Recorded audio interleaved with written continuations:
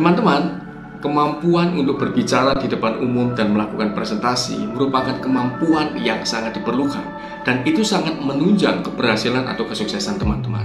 Baik teman-teman masih menjadi mahasiswa, ataupun teman-teman sudah bekerja, ataupun teman-teman sudah membangun bisnis sendiri. Kemampuan presentasi adalah sebuah kemampuan yang tidak dapat dilepaskan dari kegiatan sehari-hari kita. Namun apa jadinya kalau kita itu mengalami kegugupan saat berbicara di depan orang banyak? Karena ada beberapa orang yang gugup teman-teman ketika berbicara di depan orang banyak. Ini saya alami 15 tahun yang lalu ketika saya mengawali karir sebagai seorang trainer. Nah, biasanya ciri-ciri kita gugup ketika berbicara di depan umum adalah keluar keringat dingin, muka pucat, bicara terbata-bata, atau suara jadi pelan, dan yang lebih lucunya lagi, kita hilang konsentrasi, lalu kita bahkan lupa dengan apa yang ingin kita sampaikan. Pernahkah teman-teman mengalami hal ini? Padahal sudah mempersiapkan materi dengan baik, namun ketika diperhadapkan dengan audiens, waduh, badan gemetaran teman-teman, sehingga kita tidak mencapai tujuan yang kita harapkan. Nah, bagaimana caranya kita mengatasi kegugupan untuk berbicara di depan orang banyak ataupun untuk melakukan presentasi? Saya akan membagikan tipsnya, ada 9 cara. Saya akan membagikannya dari awal sampai akhir video ini. Oleh karena itu teman-teman, silakan teman-teman tonton video ini dari awal sampai akhir. Saya akan membongkarnya dan tentunya akan sangat membantu teman-teman. Nah, bagi teman-teman yang baru pertama kali menonton channel saya ini, silakan like, subscribe, dan tekan tombol lonceng notifikasi, sehingga kalau saya membagikan video-video terbaru, teman-teman menjadi orang pertama yang mengetahuinya. Nah, teman-teman bakal mendapatkan banyak keuntungan kalau subscribe channel saya ini. Karena apa? Karena saya akan membagikan banyak sekali materi-materi soft skill seperti komunikasi efektif, teknik presentasi, service excellence, handling customer complaint, leadership, motivation, dan lain-lain sebagainya, minimal 2 kali dalam seminggu. Malah kadang-kadang saya bisa lebih. Jadi teman-teman, ayo silakan subscribe dulu.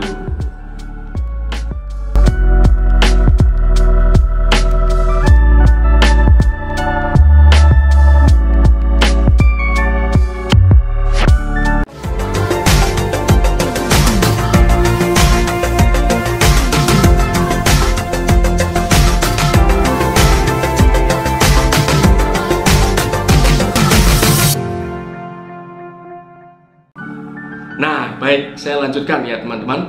Seperti saya sampaikan tadi bahwa kemampuan berbicara di depan orang banyak atau presentasi itu kemampuan yang sangat diperlukan untuk keberhasilan atau kesuksesan kita. Namun bagaimana kalau kita gugup? Nah, itu tentu saja akan sangat mengganggu dan menghambat proses presentasi kita. Maka audiens akan menangkap kita tidak percaya diri, sehingga goal atau tujuan dari presentasi kita itu tidak tercapai.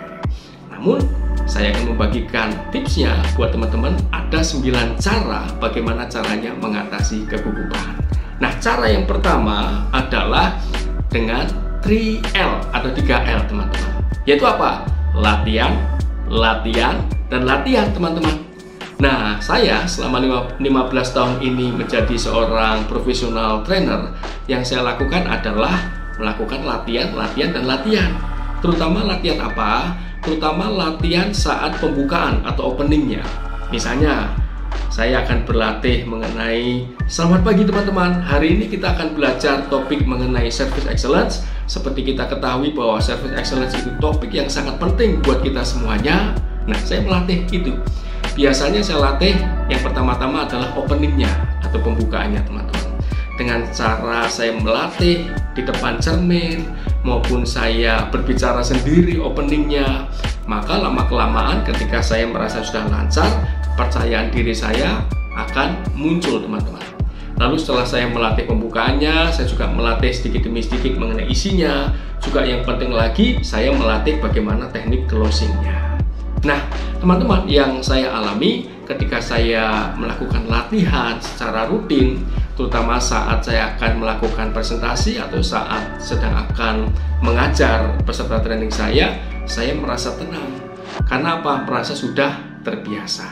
Nah, karena itu teman-teman, disiplinlah untuk melakukan 3L. Apa? Latihan, latihan, dan latihan. Nah, bagaimana caranya kita melakukan opening atau pembukaan presentasi yang memukau audiens?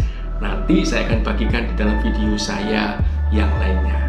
Silakan teman-teman subscribe video saya ini, YouTube channel saya ini, sehingga ketika saya membagikan video terbaru, salah satunya mengenai bagaimana melakukan teknik opening yang memukau audiens, maka teman-teman akan dapat notifikasinya. Lalu teknik yang kedua adalah sebelum teman-teman melakukan presentasi, maka jauh-jauh hari sebelumnya teman-teman perlu membuat alur presentasi teman-teman. Nah, alur presentasi ini perlu teman-teman buat. Mengapa?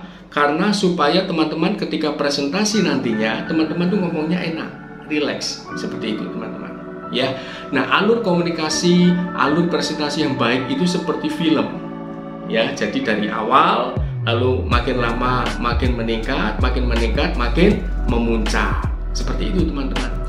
Bagaimana tekniknya nanti saya akan bagikan di dalam video yang lain. Tapi yang pasti teman-teman perlu membuat alur, semacam alur cerita gitu, sehingga itu teman-teman ingat di dalam pikiran teman-teman. Lalu yang ketiga yang perlu teman-teman lakukan adalah teman-teman perlu menguasai dasar-dasar atau konsep materi yang ingin kamu presentasikan. Mengapa?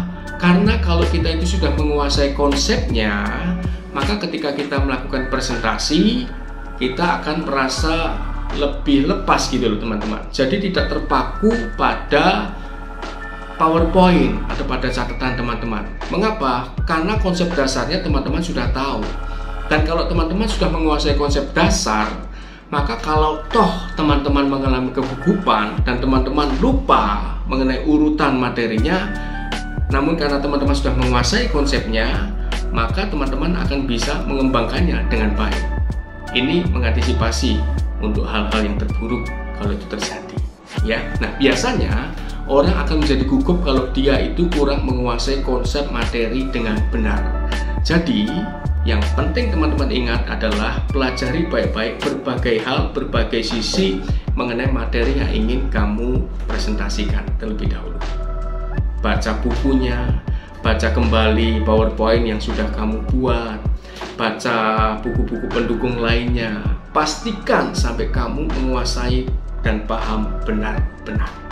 Lalu berikutnya adalah kamu perlu mengenali siapa audiens kamu. Misalnya, kamu sudah dijadwalkan minggu depan untuk melakukan presentasi kepada sekelompok orang tertentu. Pelajari dulu. Tanya kepada event organizer yang mengadakan, atau tanyalah kepada atasan kamu, atau tanyalah kepada siapapun yang mengadakan acara itu, siapa saja audiensnya. Ya, nah audiens ini yang perlu kamu ketahui adalah termasuk usia mereka berapa, tingkat pendidikan mereka itu sampai di mana rata-rata, lalu mereka itu berasal dari divisi apa, mereka berasal dari perusahaan apa. Nah, dengan cara demikian kamu bisa mempersiapkan diri baik-baik, sehingga ketika kamu sudah berhadapan langsung dengan audiens, kamu tidak kaget teman-teman, karena sebelumnya kamu sudah latihan sesuai dengan karakter audiens yang sudah kamu ketahui sebelumnya. Nah, lalu berikutnya yang perlu kamu lakukan untuk mengatasi kegugupan adalah kamu perlu mengenali panggung atau stage tempat kamu melakukan presentasi atau training. Nah, biasanya ya setidaknya 2 hari atau 1 hari sebelum training itu saya meninjau stage atau panggung tempat saya mengajar. Mengapa demikian? Dengan cara kita memahami, mempelajari, dan mengetahui tata letak panggung, yang pertama secara psikologi kita menjadi lebih familiar dan mengenal tempatnya. Nah teman-teman, kalau kamu sudah mengenal tempat di mana kamu akan presentasi, maka ketika kamu melakukan presentasi kamu akan lebih tenang. Karena apa? Secara psikologi kamu sudah merasa itu seperti rumah kamu sendiri. Ya, karena ketika kamu sedang presentasi, ingat, itu adalah waktumu. Itu adalah waktumu untuk apa? Untuk melakukan sesuatu, dan waktumu untuk mempertunjukkan sesuatu. It's your time. Itu waktunya kamu untuk tampil, sehingga kamu harus merasa lingkungan itu homey atau seperti rumah, sehingga kamu rileks.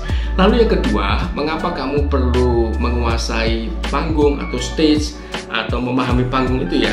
Karena supaya kamu bisa mengatur kira-kira langkah-langkah apa atau gerakan-gerakan apa yang nantinya kamu lakukan ketika kamu presentasi. Sehingga ketika saatnya kamu presentasi tiba, kamu sudah tahu nih harus jalan kemana, ke kiri dulu atau ke kanan dulu. Ya, termasuk letak whiteboard atau flip chartnya itu di kiri atau di kanan. Kamu bisa mengaturnya terlebih dahulu dengan pihak penyelenggara. Sehingga ketika kamu sudah di panggung, kamu sudah tahu harus bergerak kemana, harus bergerak kemana. Nah, beberapa trainer itu melupakan hal ini. Sehingga ketika berada di panggung, dia kikuk. Aduh, saya mau bergerak kemana ya? Saya mau bergerak kemana ya? Nah, ini yang perlu kamu kuasai ya. Nah, lalu berikutnya, ketika kamu sudah melakukan presentasi, audiens sudah berkumpul dan kamu sudah di depan audiens, yang perlu kamu lakukan apa? Biasanya yang saya lakukan